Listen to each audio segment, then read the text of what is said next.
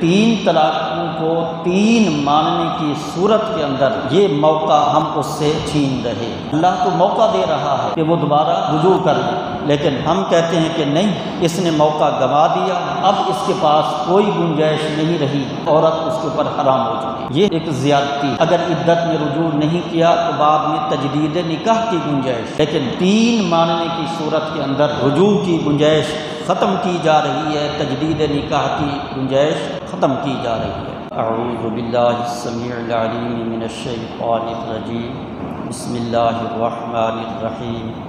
الطلاق مرتان فإمساک بمعروف او تسریح بإحسان۔ طلاق کے مسائل میں ایک بڑا اہم مسئلہ یہ ہے کہ اگر کوئی شخص شریعت کی خلاف ورزی کرتے ہوئے ایک ہی وقت کے اندر اپنی بیوی کو تین طلاقیں زبانی طور پر دے دیتا ہے یا تین طلاقیں لکھ کر دے دیتا ہے، اب یہ کتنی طلاقیں شمار کی جائیں گی، یہ مسئلہ اہل علم کے مابین انتہائی اہمیت کا حامل مسئلہ ہے۔ اگر ایک وقت کے اندر ایک آدمی نے اپنے ہوش و حواس میں بغیر کسی جبر اور بغیر کسی اکراہ کے تین طلاقیں زبانی دی یا لکھ کر دی، وہ ایک طلاق ہے۔ جبکہ بعض کا موقف یہ ہے کہ جب کسی نے تین طلاقیں ایک ہی وقت میں دی ہیں تو وہ اس کی تین طلاقیں ہو گئیں اور بیوی اس کے اوپر حرام ہو چکی۔ اب اس مسئلے کے اندر صحیح کیا ہے؟ پچھلے دنوں میں نے طلاق کے حوالے سے جو درس دیے ہیں ان دروس کے اندر یہ بات کہی گئی کہ ہماری شریعت، ہمارا دین میاں بیوی کے اختلافات کے موقع پر ہر ممکن صلح کی ہدایات دیتا ہے کہ جب میاں بیوی کے درمیان میں اختلافات ہوں تو صلح کرنی چاہیے۔ شوہر بیوی کو پیار محبت کے ساتھ وعظ و نصیحت کرے، اگر نہیں مانتی تو اپنا بستر الگ کرے، پھر بھی نہیں مانتی تو پھر اس کی سرزنش کرے، پھر بھی نہیں مانتی، ایک آدمی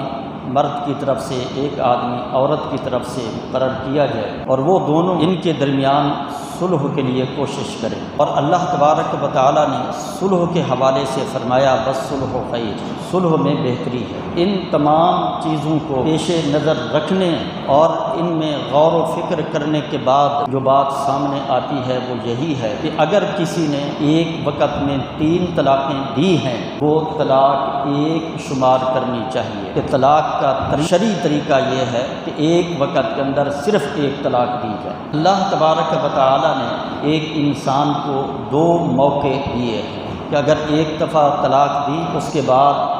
عدت کے اندر رجوع کر سکتا ہے، اگر عدت میں رجوع نہیں کیا عدت کے بعد وہ دونوں باہمی رضامندی سے نکاح کرنا چاہیں تو نکاح کر سکتے ہیں۔ اگر رجوع کر لیا یا دوبارہ تجدید نکاح کیا ہے، پھر ان کے درمیان میں کوئی ناچاکی ہوتی ہے، مرد پھر طلاق دے دیتا ہے تو شریعت دوسری مرتبہ بھی اس کو موقع دیتی ہے کہ عدت کے اندر رجوع کر لیں، عدت میں رجوع نہیں کیا عدت گزرنے کے بعد وہ دوبارہ تجدید نکاح کر لیں۔ اگر تین طلاق کو ایک طلاق سمجھا جائے اور پھر ساتھ ہی یہ کہہ دیا جائے کہ تین طلاقیں ہونے کے بعد اب یہ عورت اس کے اوپر حرام ہو گئی، تو اللہ تبارک و تعالیٰ جو دو موقع دے رہا ہے، ایک مرتبہ طلاق کے بعد وہ رجوع کر لیں، دوسری مرتبہ طلاق کے بعد بھی